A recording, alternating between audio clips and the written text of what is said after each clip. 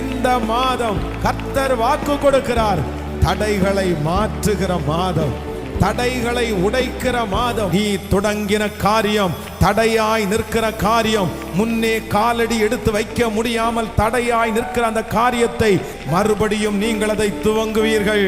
உங்களை கொண்டு துவங்கிய அந்த காரியத்தை உங்களை கொண்டே முடிப்பேன் என்று கர்த்தர் வாக்கு கொடுக்கிறார். அவர் நமக்கு உள்ளே இருக்கிற தடைகளை கர்த்தர் மாற்றி நமக்கு முன்பாக இருக்கிற கல்களை புரட்டி போடுகிற மாதம். மரியாள் சொல்லுகிறார்கள், நமக்கு முன்பாக இருக்கிற இந்த கல்லை யார் புரட்டி போடுவார்? கல்லறையினிடத்திலே வந்து பார்க்கும்போது அவர்களுக்காக அந்த கல் புரட்டப்பட்டு கிடந்தது.